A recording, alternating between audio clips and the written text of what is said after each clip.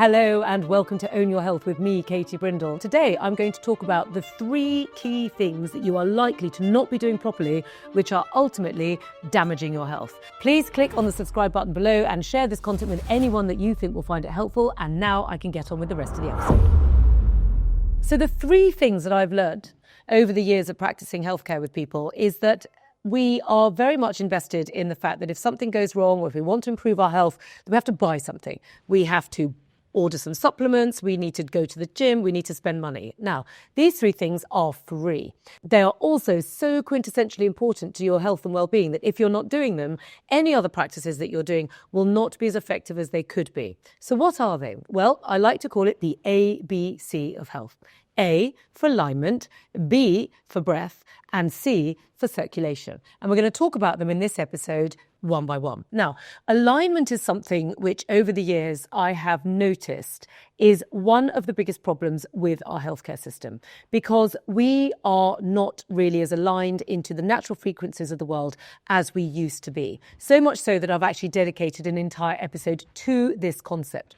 How often do we use our diaries to diary when we're going to sleep and when we're waking up? Is anybody even doing that? And if you are one of the rare people that say, oh no, actually I do that, then do you change that time according to the seasons? Do you go to bed earlier in the winter and wake up later? Do you go to bed later in the summer and wake up earlier? Do you give yourself more waking time in the daylight hours than in the winter time when there's more darkness? Is this happening? And the chances are it's not. Are you, for example, eating seasonally as much as you could? Are you eating strawberries right now when I'm recording this episode, which is in late autumn? Are you eating food from the fridge, from the chiller cabinet in any takeout places if you've been caught short and you need to get some lunch?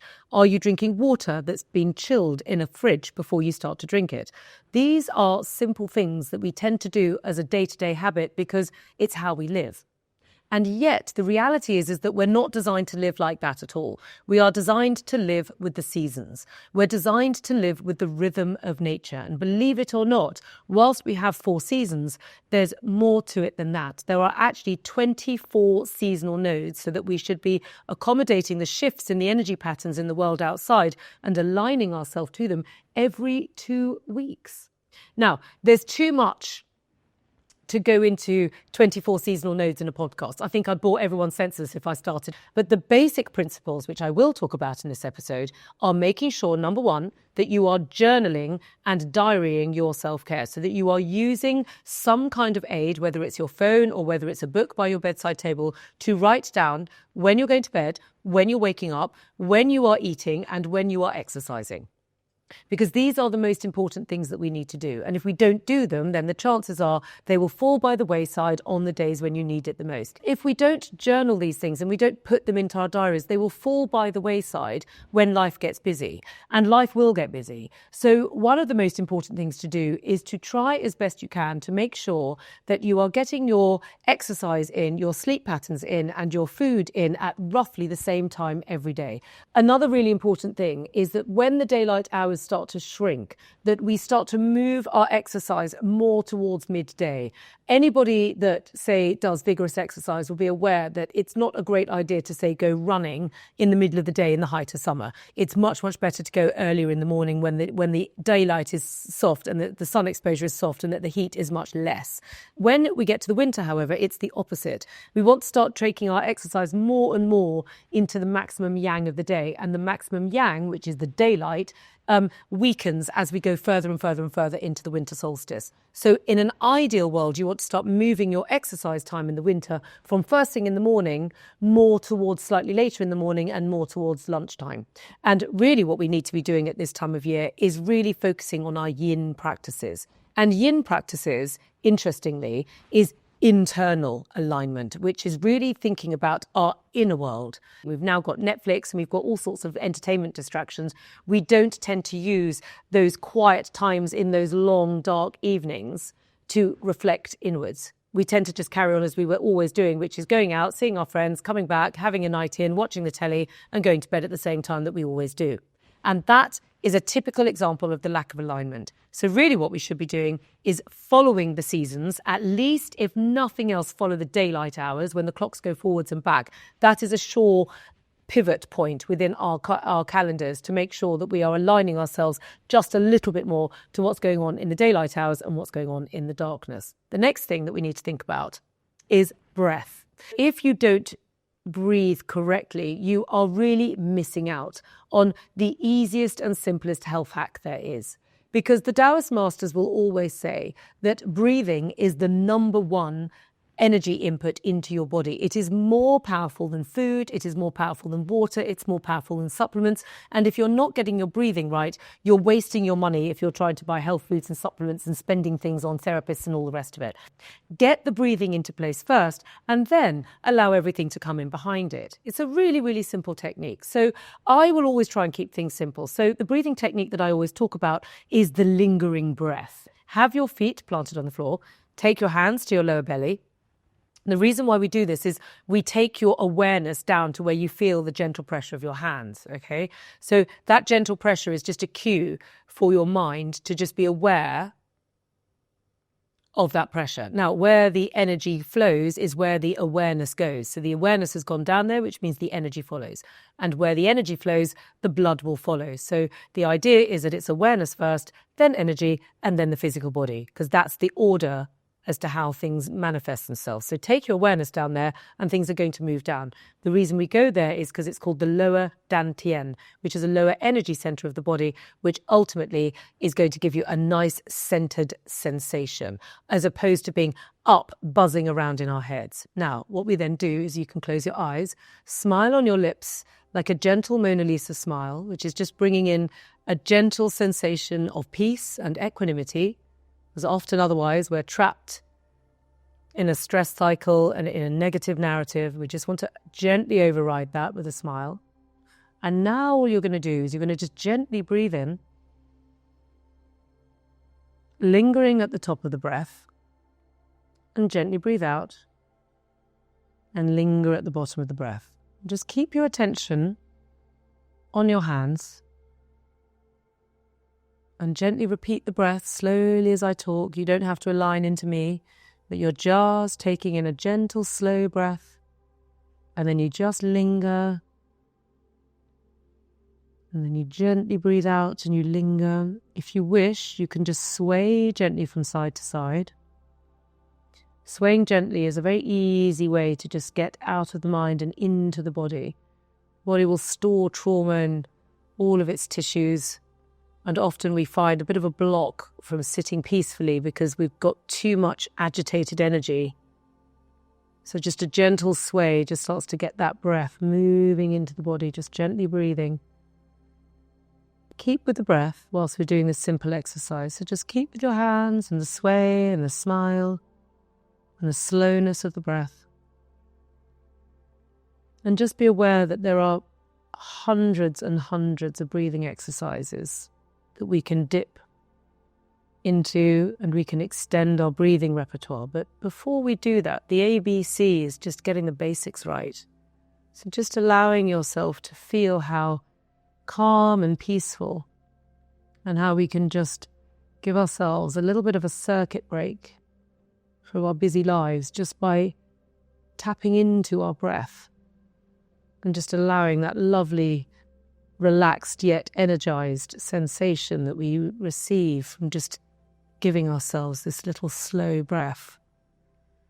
Now, if you wish, we can just add a little bit more. To the listeners who've seen me do this breath over and over again, it's always a tricky one with these things because it's like, when do you start to go deeper? So another little simple thing you can do is add in sounds. Okay, so the first sound is a sigh. Ha! Okay, so just when you're next ready to breathe out, you can make it a little bit more dynamic now. I'm still gently rocking from side to side, and I'm still slightly smiling. But what I'm going to do next time is go, ah. Now, the sigh is a really useful exercise. So next time you do the exhale, just sigh it out when you're home and maybe thump the shoulders. Okay? Don't asphyxiate yourself. If you're starting to feel like a bit lightheaded, just go back to the slow breath, okay? But just try the sigh. Another simple breathing out technique, which is also fantastic, is what I call the FR breath.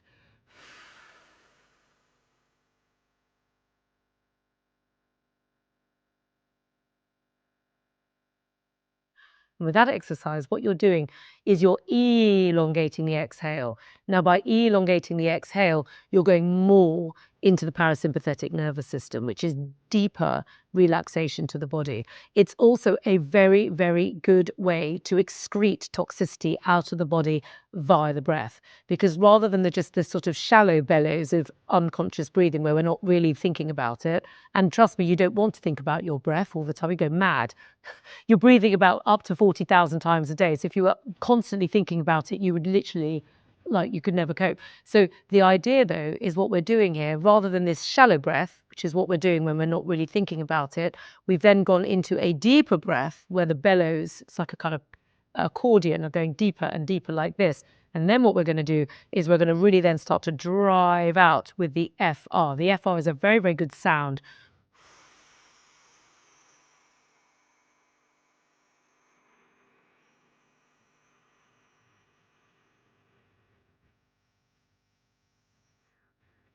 Linger, if you can, at the very end, and then breathe in. And then do a little sigh. And then just go back to some nice slow breaths, okay? Just do whatever these exercises, it's what makes you feel comfortable, okay? But that deep FR breath is a very, very good excretory breath that is very good at sort of clearing the pipework in an even deeper way. And one of the ways that I like to do that is because the breath is the very shallow relationship between the inside and the outside world, because you're doing it the most frequently. And the lungs in Chinese medicine are responsible for making the decision instantly about what gets to stay and what gets to go. But if they're only working within a limited amount of capacity, things can sort of sneak in. Okay. Whereas when you're really focusing on the exhale, it gives the lungs the opportunity to just sort of gather up, especially towards the end of the breath, sort of stuff that it's like, oh yes, actually, whilst you're at it, I'm going to get rid of that at the same time. I'm going to do it all at once. And so it sort of tumbles in. And often you'll find that the most powerful bit, it's like the kind of the sediment at the bottom of the barrel. It's that bit right at the very end. And you'd be amazed at how much further you can go into the exhale than you realize. And if you possibly can, obviously, please take into account your own personal health issues. And if necessary, do please consult your doctor. But if you can, linger right at the end of the breath. So let me do it with you. Let's do one together. So now, as an ex-opera singer, I've got quite good lung capacity. So just go with me as far as you can. And what I'm going to do is I'm going to start going like this, which is kind of, this is going to symbolize that I'm kind of at the end of my breath and yet I'm going further. Okay. And when I get to the end of the breath, I'll go like that. And then I'm going to linger and then I'm going to breathe in. Okay. Right. So first of all, breathe in.